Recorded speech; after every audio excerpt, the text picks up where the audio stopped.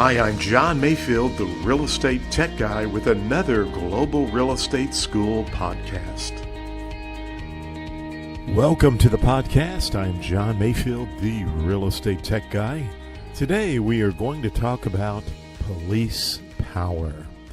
That's right. When we study throughout the real estate course, we explain to you the rights that individuals and companies or businesses have when they purchase real estate. In many instances, those rights are what we call freehold estates or fee simple. We kind of can get much more in depth than that. But basically, when you purchase a piece of property, you have the right to enjoy and own that real estate. However, there are some exclusions or exceptions that could come about. Now, some of those exceptions to your ownership, and I use the word exceptions, there could be some restrictions on the deed. For example, if you purchased 3 acres in a subdivision, there may be some restrictions on the size of home you could build, the type of home you could build. There could also be restrictions about additional structures on the property where the siding has to match the siding on the main home, and some various types of restrictions like that. But for all in all, when you purchase a piece of real estate, it's yours. No one can really tell you what to do with that property except those restrictions in the deed or some of those other stipulations that may be listed somewhere in the county records. However, there's this acronym that I like to refer to called P.E.T.E. I like to refer to it as Uncle Pete because it's similar to Uncle Sam. But with Uncle Pete, we have P.E.T.E. Each one of the letters represents a requirement that could affect your ownership in one way or the other. And so we're going to look at those over the next few days. And the first one we are going to talk about is called police power. That's right, police power. The first P in our word Pete, Uncle Pete.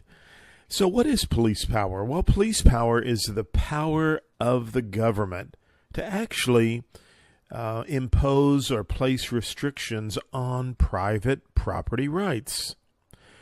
For example, you may have police power or what we call zoning or building codes within your community. Those are examples of police power. They are rights that actually help protect the public welfare, the health and order and security, for which really no compensation could ever be made, but it has to do with police power.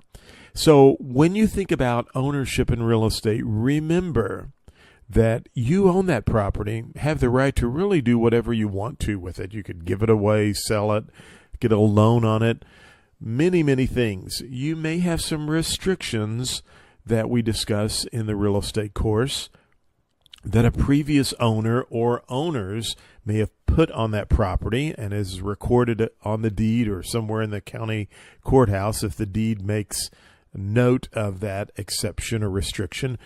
But we also have this thing called Uncle Pete or P.E.T.E. And the first one we learned today is police power.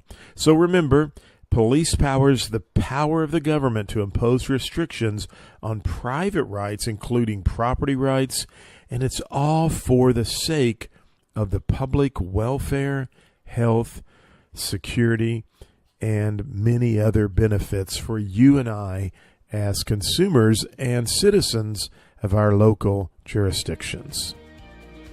Thank you for listening to the podcast for Global Real Estate School.